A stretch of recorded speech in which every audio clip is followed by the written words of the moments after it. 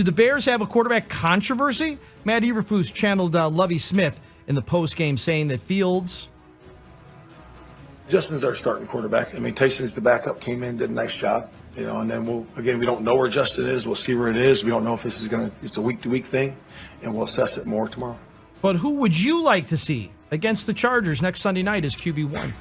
Well, I was sitting there and asked Matt Eberflus that question, and then suddenly I felt like it was a little bit of a time warp. Like, which head coach of the Bears was I asking if everyone was healthy, who the starting quarterback was? Was this Lovie Smith back when it was between Greasy and Rex or Grossman and Orton or whatever the case may be? There's been all sorts of combinations. Rex is our quarterback. Thank you. Justin Fields is the quarterback of this football team. He's still the starter. This is what backups do. This is what capable, competent backups do. We're just not used to seeing this happen in Chicago. We don't know what it looks like when somebody does their job at the quarterback position well enough to make us wonder what else is possible.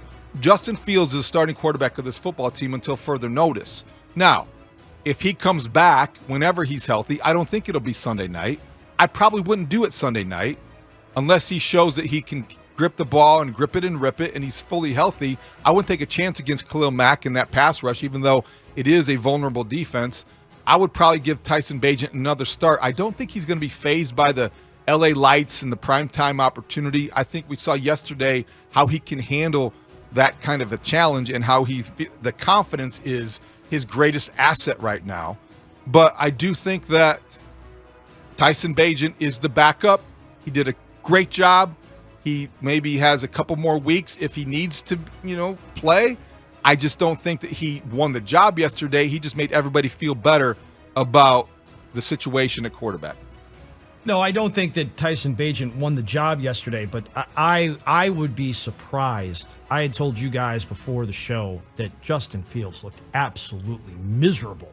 I would have loved to have had a Justin Fields cam during the entire game because I think there were 4 times that Fox showed him, at least that I caught, and every time, boy, he made Jay Cutler look happy. Okay, that's how bad his body language and his facial expressions were on those sidelines. So I think he's gonna visit like a Mr. Miyagi, okay, and Miyagi's gonna rub hands on that thumb, and Justin Fields is gonna be ready to be QB1 this Sunday out in L.A.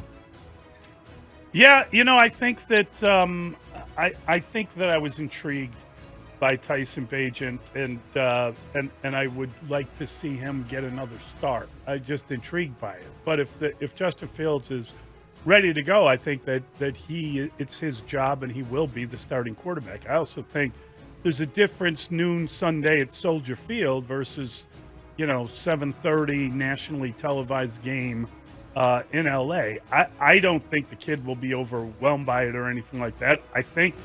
It's interesting, David, that you said that we're not used to seeing that in Chicago.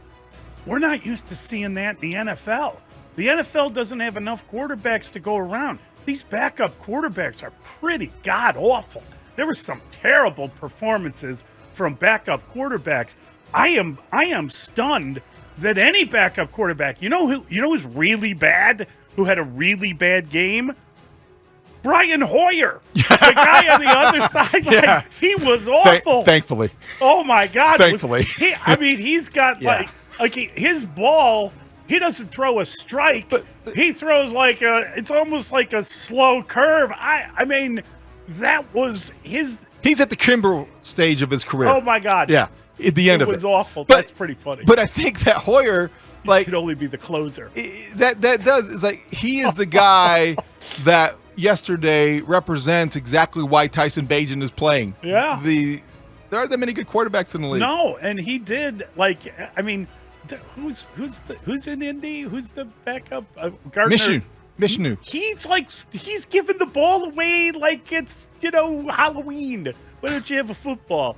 He's had more turnovers. He got 8 turnovers than God knows how long. Here's a Mars bar and a football. If you can protect the bloody football, you got a chance to win.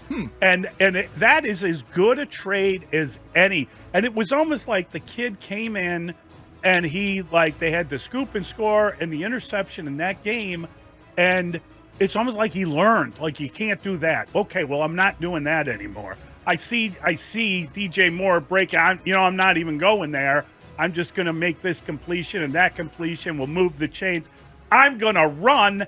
He had like 3 runs for 24 yards. He had a couple of really big moments running the ball. For a kid as confident as he clearly is, he seems to understand his limitations better than most people that play the position. You're absolutely right. He played within himself. But yeah, I'm totally intrigued, and I do want to see more. And there's part of me that is like, oh, whatever you do, don't try to put him in that environment and that. And then there's part of me like, hey, let's see more of that, man. Do that again.